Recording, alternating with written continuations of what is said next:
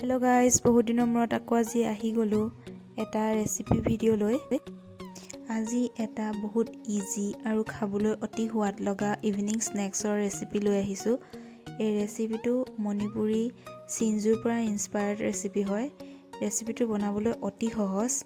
ইয়াৰ কাৰণে আমি ল'ব লাগিব আদা, 2টা কেঁচা জলকীয়া, এটা পিঁয়াজ কাটি ল'ব আৰু বন্ধাকবি। এই চব্জিখিনি আমি প্ৰয়োজন অনুসৰি বঢ়াইও ল'ব পাৰোঁ।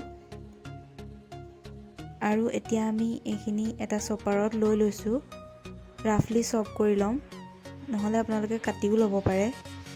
বেছি চপাৰত দিলে বেছি গুৰি নকৰিব, বেছি মিহি কৰিলে খাবলৈ ভাল নহ'ব। এতিয়া আমি এটা বাচনত এই চপ কৰি লোৱা চব্জিখিনি উলিয়াই লৈছোঁ।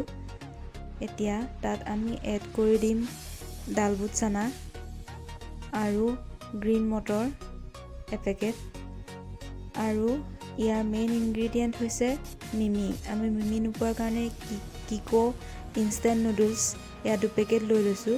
এইখিনি ভালদৰে মিহি কৰি ল'ব, মিহি কৰি ইয়াত এড কৰি দিব আৰু ইয়াৰ লগত যিটো মছলা আহে মছলাটো দি দিব।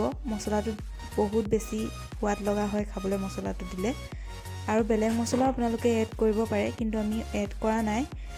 মছলাখিনি দিয়াৰ পিছত এতিয়া আমি কৰি দিছোঁ ইয়াত আধা চামুচ ৰেড চিলি পাউডাৰ এড কৰি দিম। ৰেড চিলি পাউডাৰটো স্কিপ কৰিব পাৰে। ৰেড চিলি পাউডাৰ নিদিলে কেঁচা জলকীয়া অকণমান বঢ়াই দিব।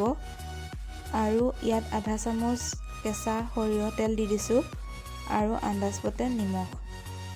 এতিয়া এইখিনি ভালদৰে মিক্স কৰি লৈ পৰিৱেশন কৰিব পাৰিব। খাবলৈ অতি সোৱাদ লগা হয়, আৰু ইভিনিং টাইমতে নহয়, বেলেগ টাইমতো আপোনালোকে চাহৰ লগত জুতি ল'ব পাৰিব। আপোনালোকে ৰেচিপিটো বনাই খাই চাব, কেনেকুৱা পালে মোক কমেণ্টত জনাব, আৰু ভিডিঅ'টো ভাল লাগিলে লাইক, শ্বেয়াৰ আৰু কমেণ্ট কৰিব।